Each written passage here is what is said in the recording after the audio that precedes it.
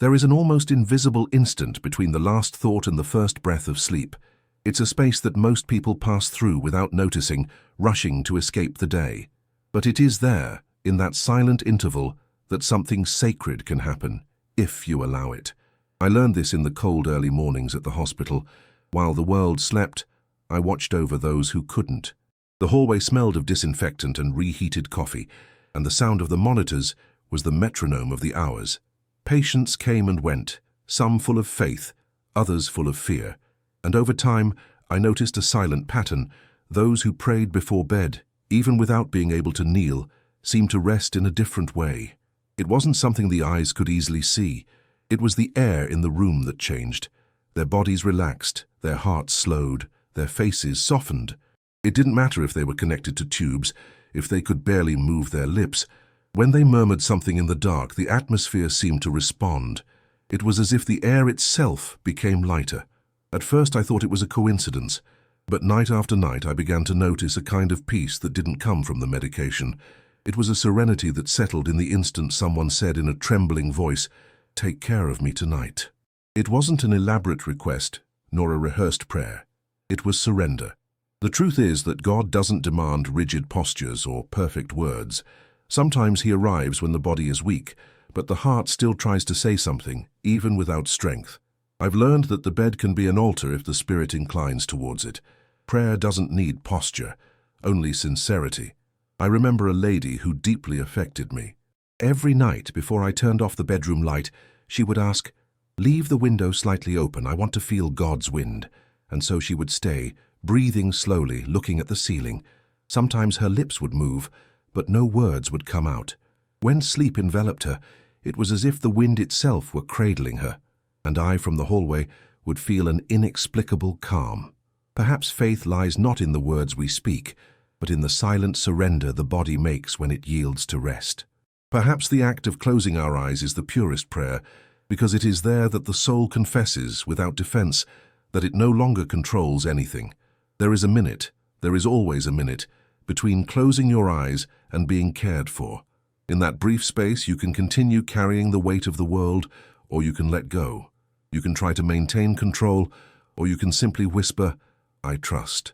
Because it is precisely at that moment, when the body surrenders to the pillow and breathing becomes light, that the invisible approaches. Not to demand something from you, but to remind you of something simple and forgotten. You never sleep alone. This truth isn't found in books, nor does it need proof. It's in the silence before sleep, when the heart still whispers and heaven listens. It's the moment when humanity falls silent and the divine begins to care.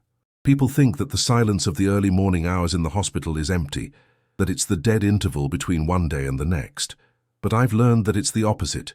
It's when the human soul speaks loudest, when the noise of the machines diminishes and the conversations cease. The strongest sound that exists is that of whispered faith. I've always been a keen observer. It wasn't curiosity, it was necessity. Working the night shift in an inpatient unit is to see the boundary between body and spirit, between fear and hope. There, on the shift few want to be on, I discovered the power of prayers murmured between sighs, the kind no one hears, but heaven understands. There was a patient named Julia. She was just over 60 years old, with thinning hair and pale skin, as if she were fighting something that time seemed to have already decided. When I arrived one night to check her vitals, I found her awake, her eyes fixed on the ceiling. I asked if she couldn't sleep, and she replied with an almost childlike smile, "I've slept a lot in this life. Now I just wait for the moment when he will wake me up." I remained silent. She continued without looking at me. "I don't pray like I used to. I don't ask for anything. I just talk to him softly, lying down. Sometimes I just say thank you. Sometimes not even that. I just think about him, and it feels like the whole room breathes differently." I left there feeling like I had heard a confession that couldn't be contained in books or sermons, and that night I began to pay closer attention to the rooms, the faces, the gestures. There were other Julias hidden in different beds. A man named Laios, a former railroad worker, prayed every night in the same way, hands crossed over his chest and eyes closed, even before I turned off the lights. He would say in an almost inaudible voice, "Don't let me wake up empty." When one early morning I asked him what he meant by that, he replied, that the body may get tired, but the spirit needs to wake up full. There was also Edith, a woman in her 40s, who didn't believe in anything, or so she said. One night, after hours of pain and insomnia, I saw discreet tears trickling from the corners of her eyes. She told me, "I don't know how to pray, but sometimes I talk to the ceiling. Does that count?"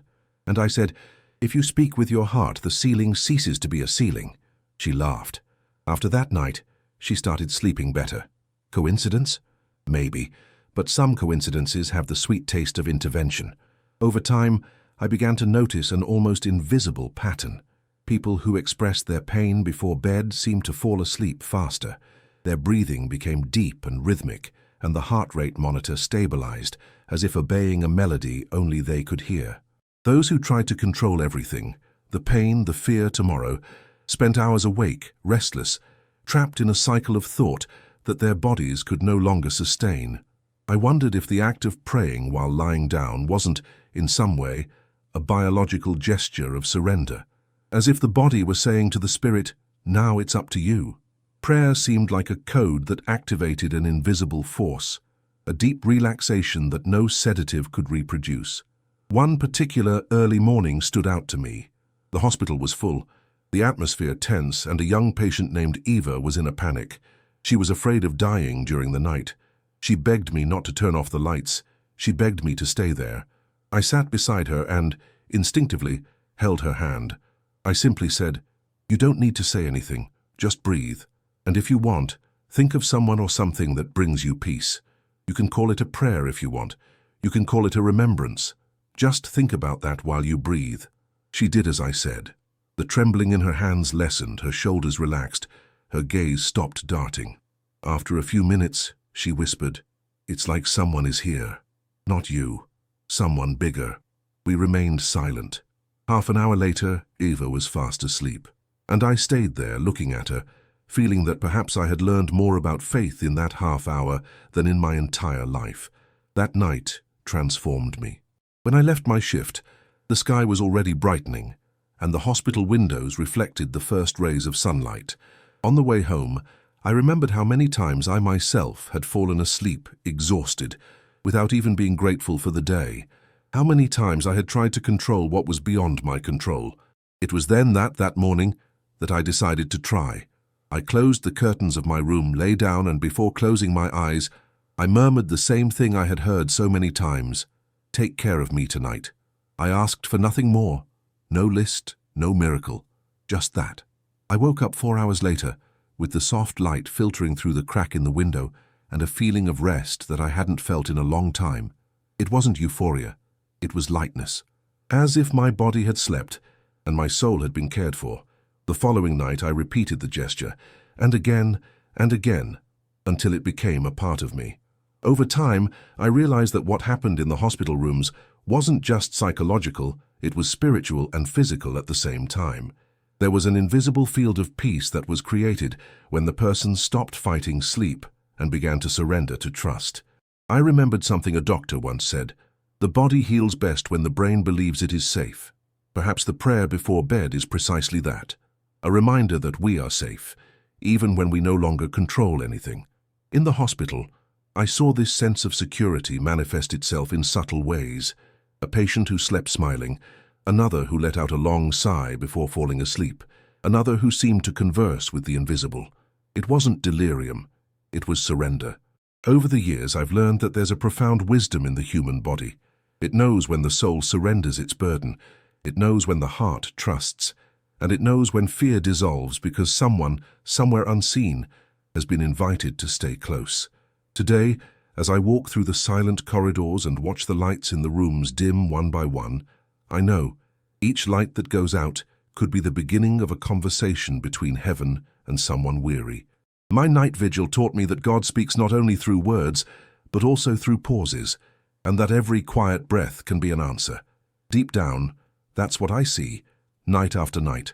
Ordinary people, lying in ordinary beds, doing something extraordinary without realizing it, transforming fear into confidence, tiredness into prayer, and sleep into connection. And when the hospital windows light up at dawn and I collect the medical records, the sound that echoes most is not that of the alarms, but the soft echo of what was said in the silence. I'm here. Take care of me. And every time I hear that whisper, even if it comes from the depths of unconsciousness, I know that I am not just caring for bodies, I am witnessing small resurrections of faith. Many believe that prayer is something purely spiritual, an act of faith, separate from the body. But over time I discovered that the body and spirit never stopped communicating. They speak in silence, listening to each other through breath, and when one changes, the other responds. The prayer before sleep is precisely the point where this conversation becomes clearest, because it is the moment when defenses fall. When I observed my patients, I noticed a pattern. Those who prayed before bed had calmer bodies. Their hearts slowed gradually, their breathing became deeper, and their muscles relaxed almost imperceptibly. It was as if something inside them said, "Now I can rest." And that wasn't coincidence or just faith. It was sacred physiology, science and spirit meeting within the same chest. I started studying about it.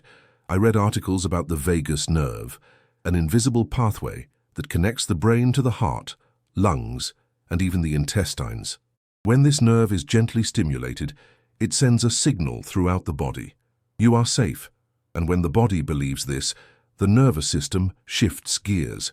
It goes from a state of alert to a state of healing.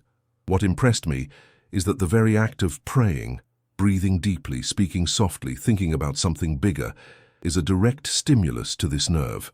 It doesn't matter if the person believes in spiritual terms or not. The body understands the gesture.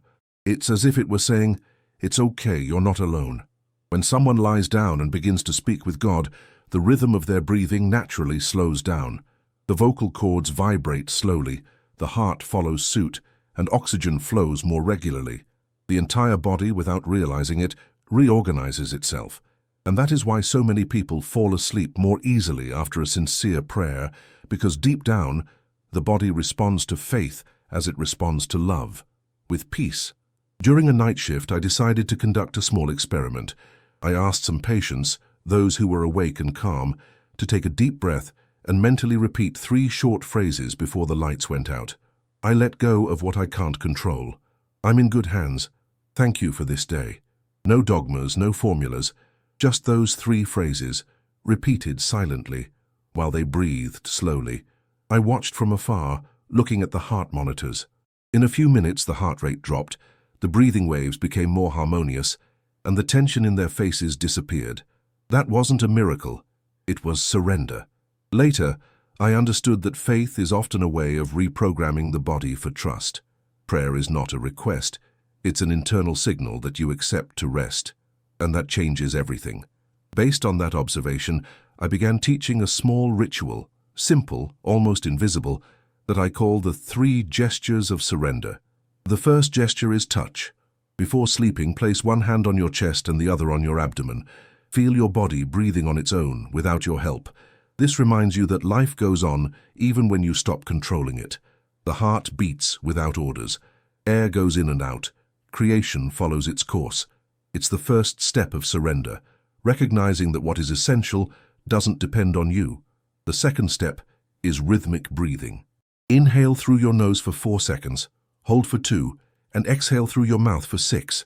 This rhythm calms the nervous system and creates space in the chest. Do this about 5 times. Breathing is the thread that connects the body to the soul. When it slows down, everything inside you becomes organized.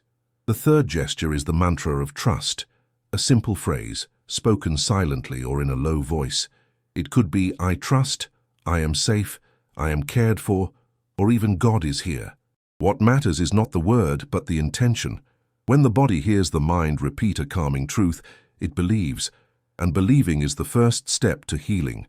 These 3 gestures, touch, breath, word, are a practical way to transform the bed into an altar without the need for ceremonies. They do not replace faith, but they make it physical. They make the invisible palpable. Over time, I noticed something curious. Patients who adopted this small ritual began to report not only better sleep, but also more peaceful dreams, fewer nightmares, and even fewer anxiety attacks during the day. Some said they woke up with a feeling of being embraced. Others reported waking up in the middle of the night and feeling a calm presence in the room.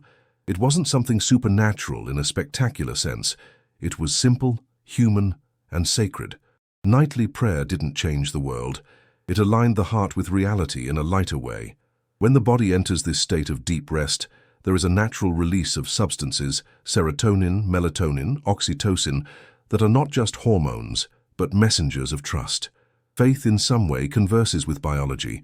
The brain doesn't distinguish between "I am at peace because I trust" and "I am at peace because I am safe." For it, both mean you can rest. And rest is perhaps the most necessary miracle of modern life. Once a doctor friend told me something I've never forgotten. There are people who need a good night's sleep more than a second chance. At the time, I thought it was an exaggeration, but after so many years observing nights and prayers, I realized he was right. Sincere rest, the kind that comes from trust, changes the mind, changes the body, and changes faith. Perhaps that's why so many ancient traditions link sleep to divine presence. Not because sleeping is a religious act, but because it's the moment when you allow yourself to be cared for without resistance. The body rests, the spirit retreats, and the universe does what you cannot. There's an old saying that God gives sleep to those he loves. I've always thought that this phrase wasn't just about physical rest, but about the ability to trust enough to fall asleep. Because sleeping is the most vulnerable act in the world, and yet every night we close our eyes and believe that the sun will rise again. That's faith, even without words. Therefore I say to all who listen to me, praying before bed is not a ritual to please God. It is a reminder that you are still part of Him. It is the act of saying, I did what I could today, I leave the rest to Him. When the body learns this gesture, it changes. The heart learns to breathe differently. The brain rests, the fear subsides, and with time even the days seem less burdensome because the night becomes a refuge, not a threat. Today, when I finish my shift and go home, I keep these 3 gestures with me. Sometimes I lie down too tired to formulate beautiful sentences, so I just put my hand on my chest, take a deep breath, and let the silence speak for me. That's enough, because the body understands, and God does too.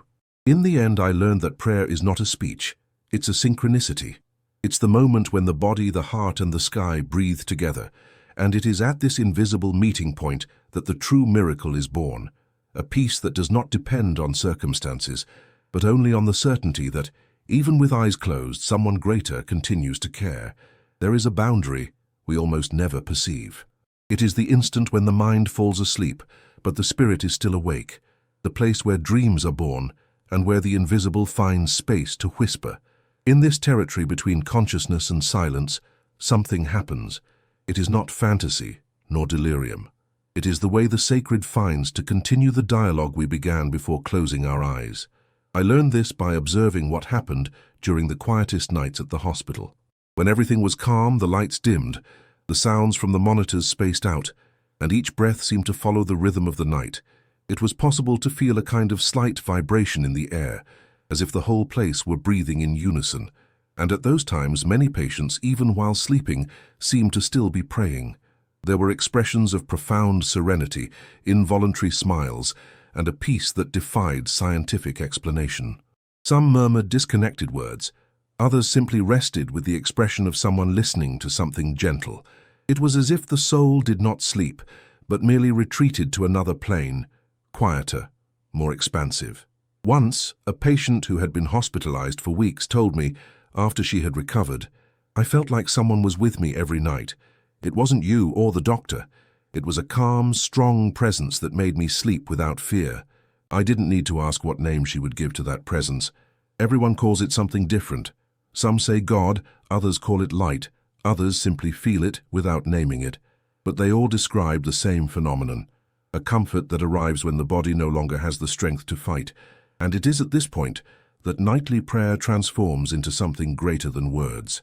When the body surrenders to sleep, the soul remains awake. It still converses, still trusts, still listens. This is what I call prayer that transcends sleep.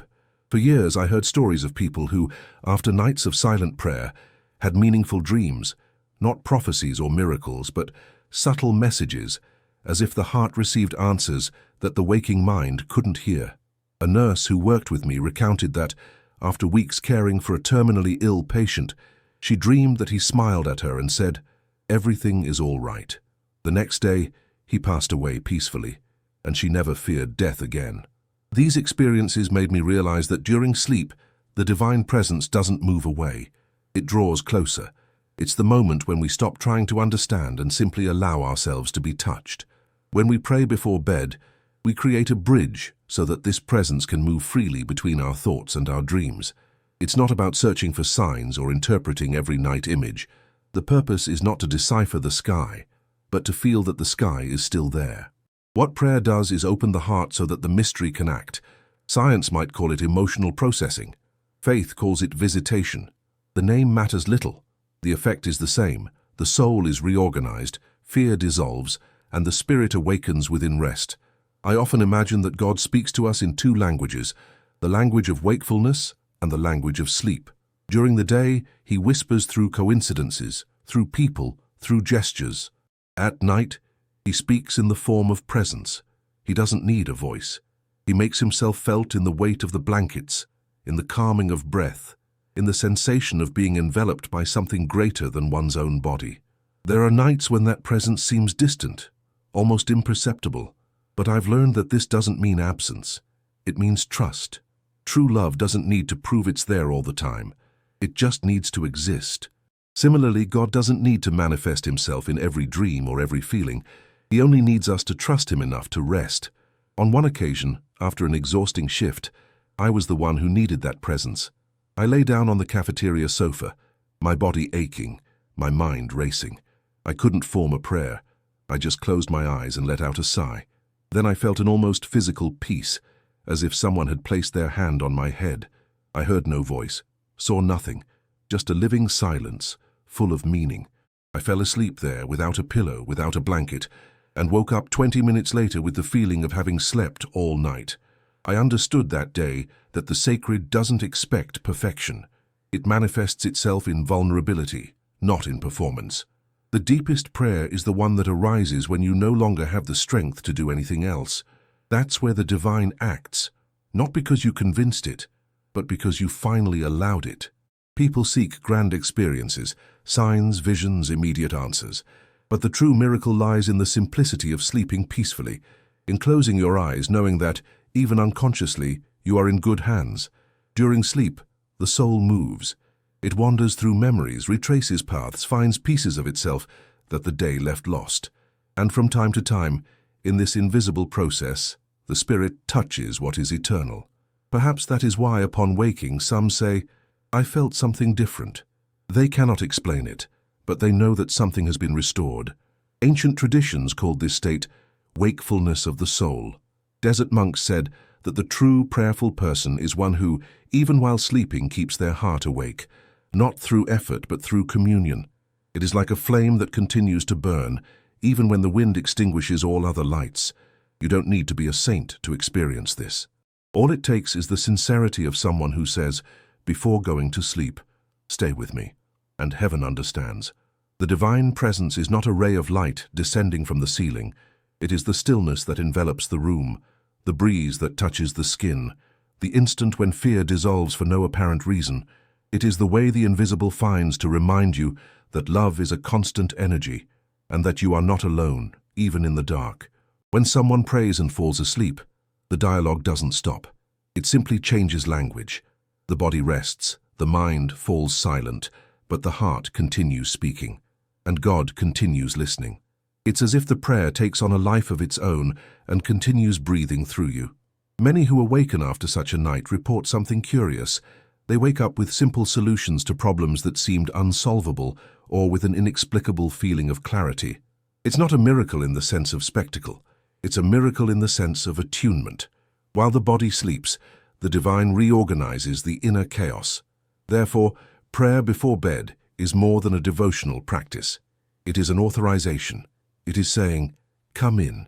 It is opening the door of the subconscious so that grace may enter silently and work where consciousness cannot reach. And when that happens, sleep ceases to be merely biological. It becomes spiritual. Rest transforms into communion. Waking up after a night like that is waking up differently. The mind feels lighter, the heart less anxious. There's no exact explanation, just the profound feeling that somehow heaven passed by while you slept. This is the presence that permeates sleep, discreet, invisible, but so real that it changes the way you see the next day. And that is why, since then, I repeat the same phrase to those I care for and to myself. When you close your eyes tonight, do not fear the darkness. Because the darkness sometimes is just the cloak with which God covers those he loves. Everything I've learned about prayer, faith, and rest can be summed up in one sentence. There is no transformation without consistency. Miracles don't happen in a spectacular flash, but in small habits repeated with love, patience, and sincerity. That's why after so many years observing the power of nightly prayer, in hospital beds, in the silent early mornings, and within myself, I decided to create what I call the 30 Nights Path. It's not a religious ritual. It doesn't require candles, sacred texts, or specific formulas. It's a pact with silence and with one's own soul. 30 consecutive nights to relearn how to truly rest. The idea is simple, to transform bedtime into a sacred space, even if only for a few minutes. And the goal isn't to sleep better, although that happens naturally, but to learn to surrender without fear. On the first night, you might feel strange. Your body, accustomed to the noise of the world, may be bothered by the silence. Your mind may start racing, listing worries, regrets, tasks. That's normal. Calmness is not the absence of thoughts, but the decision not to follow them. Therefore, the first rule of the 30 nights is not to fight against the mind. Just observe, breathe. If memories or pains come, don't expel them. Let them pass like clouds moving in an unchanging sky. On the second night, add the gesture of gratitude. Before going to bed, think of 3 things you are grateful for that day. They don't have to be grand: a smile, a hot meal, the fact that you are alive. Gratitude is like lighting a candle in the dark. It shifts the focus from lack to abundance. The third night is the time to practice releasing the weight. Close your eyes and imagine holding in your hands everything that worries you. Bills, guilt, resentment, uncertainties. Then visualize 2 larger, luminous hands extended in front of you. Place what is in your hands there, and let go. Visualize the weight falling, being carried away. This is the symbolic gesture of trust. The body feels it. The heart understands. From the 4th night onwards, the exercise becomes more intuitive. It's not about following a rigid sequence, but about creating a dialogue. Talk to God, to the universe, to whatever you believe in. If you don't know what to say, just take a deep breath and say, "I am here."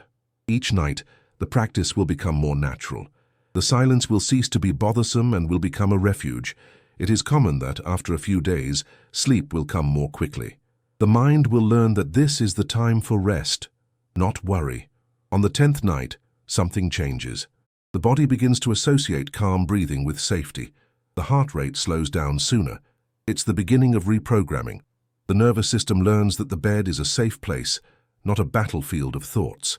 Throughout the 30 nights, there are some simple principles that underpin the process. First, turn off screens at least 20 minutes before bed. Blue light is the enemy of rest. Replace it with soft light, calming music, or the sound of silence itself. Second, don't turn prayer into an obligation. There will be days when you are tired, distracted, or even irritated. Pray anyway. God doesn't ask for perfection, only presence. Sometimes the simple act of sighing and saying, "I don't know what to say, but I'm here," is the most authentic prayer there is. Third, learn to listen. Most people talk too much, even in silence. Prayer is dialogue, and every dialogue has pauses. After speaking, be quiet. Observe what you feel. It could be a memory, an emotion, a physical sensation, perhaps nothing, but emptiness also speaks.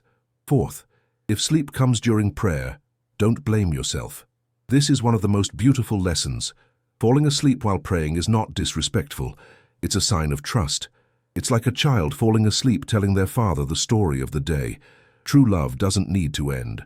It continues, even when the body fades away. As the days go by, something subtle begins to happen. The mornings become different. You wake up with a lightness you can't explain. Situations that once robbed you of your peace seem smaller. The problems remain, but the fear loses its power. It's as if your heart has learned a new way of breathing, slower, deeper, more confident. I remember one of my oldest patients who went through part of this process with me. She would write down in a notebook how she felt each night. On the first few pages, the sentences were short and tense. "I can't stop thinking. My body aches. I don't know if this works." But on the last pages, her handwriting changed. It became loose, spaced out. I slept peacefully tonight. I felt like someone was listening to me. I didn't ask for anything, I just gave thanks. On the 30th night, she wrote, "I think I finally understand. It's not about changing God, but about letting Him change me while I sleep." This is the essence of the 30 nights, understanding that prayer is not a request, it is an open space. It is the moment when the soul allows the divine to act. At the end of the cycle, there are no certifications or awards. The result is simpler and more profound. A new relationship with sleep and with life itself. You learn not to fall asleep in escape, but in communion. After I finished the first cycle, I realized that something in me had changed. My shifts were still difficult, the world remained the same, but inside me there was a stable calm. I slept less, but rested more. And most surprisingly, I started dreaming differently. They weren't revelatory dreams, they were encounters. Sometimes I saw familiar faces, sometimes landscapes that seemed familiar but didn't belong to this world. I would wake up with the feeling of having been somewhere else, a place where everything made sense. Over time, I understood that praying before bed creates continuity between day and night, between body and soul. You stop living in compartments and start living in flow. Life ceases to be fragmented. Everything connects: work, rest, silence, faith. At the end of these 30 nights, you realize that the true purpose was never to talk to God. It was to allow Him to speak to you. And He speaks in many ways. In the calming breath, in the liberated heart, in the comforting dream, in the absence of fear at dawn. If you decide to follow this path, don't expect perfection. Some nights will be restless, others cold. On some, you will fall asleep in the middle of prayer. On others, you may cry without knowing why. All of this is part of it. The soul is not in a hurry. Healing is not in a hurry. And when you complete the 30 nights, don't mark an end. Make it a habit. Make your sleep a continuous prayer. Make your bed a silent temple, where each breath is a thank you, each sigh an I trust, and each dream an I hear you. Ultimately, what changes isn't the world. It's how you wake up to it. Because those who learn to sleep in peace also learn to live in peace, and those who surrender to the night with faith wake up with hope. The 30 nights are not a challenge. They are a return, a journey back inward, to the center, to the place where the sacred never sleeps. And when you reach your final night and close your eyes, you might realize that you are not praying to God, but with God, and that, while your body rests, heaven works silently, remaking you from within. And then at dawn on the 30th morning, you will see no lights and hear no voices. You will only feel something simple and absolute, the certainty that you did not sleep alone. And that certainty, my friend, is the very definition of faith.